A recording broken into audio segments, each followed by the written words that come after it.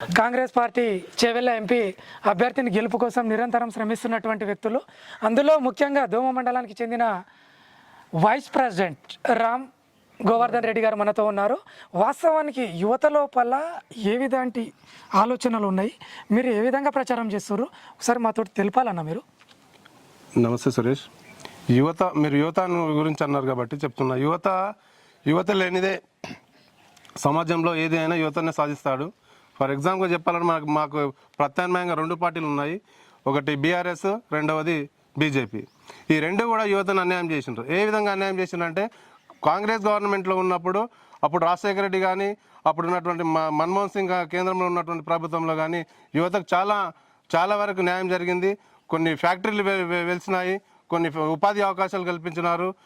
యువతకు చదువు లోపల అన్ని రంగాల లోపల ముందుకు దూసుకెళ్లాలని చెప్పేసి వైద్య కళాశాలలు కావచ్చు, ఇంజనీరింగ్ కావచ్చు, వారికి సంబంధించినట్టు ఉపాధి కోసం రకరకాల ప్రాజెక్టులు ఏర్పాటు చేసి వాళ్ళకందరికీ కూడా ఉపాధి కల్పించారు. కానీ ఈ యొక్క బీజేపీ గవర్నమెంట్ వచ్చిన తర్వాత, రాష్ట్రంలో బీఆర్ఎస్ గవర్నమెంట్ వచ్చిన తర్వాత ఈ నిరుద్యోగులను మొత్తం యువతను అనేది పక్కదోవ పట్టించడం జరుగుతుంది. దానివల్లనే మళ్ళా గతంలో కాంగ్రెస్ పాలన రావాలనే ఉద్దేశంతో ఇప్పుడు పార్లమెంట్ ఎన్నికల లోపల ముఖ్యంగా మేము యువతను పైన కాన్సన్ట్రేట్ పెడుతున్నాము. యువతనే మారుస్తుంది, యువత అనుకుంటే ఏదైనా సాధిస్తారని చెప్పేసి మేము ఎక్కువ ఫోకస్ చదువుకున్న యువతల పైన పెడుతున్నాం. వాళ్ళు ఒక 10 మందిని మారుస్తారు.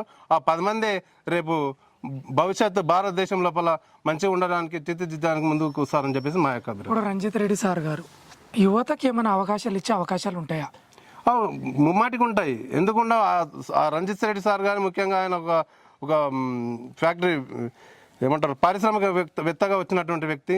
అతన్ని సొంత డబ్బులైనా సరే ఒక పరిశ్రమ ఏర్పాటు చేసేసి మా ఎమ్మెల్యే గారు అయినటువంటి రామ్మోహన్ సార్ దగ్గర కూడా చాలామంది యువకులు హాస్పిటల్లో కావచ్చు, ఇక్కడ అతని యొక్క నివాసం దగ్గర కావచ్చు, అందరికీ కూడా ఉపాధికి అవకాశాలు కల్పిస్తున్నాడు.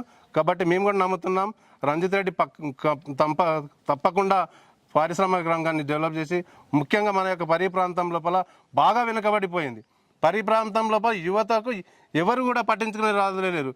తాండ్రు వెళ్తే అక్కడ నాపరాల్లో గనులు ఉన్నాయి, వేరే సిమెంట్ ఫ్యాక్టరీలు ఉన్నాయి, అక్కడ బాగుపడుతున్నారు.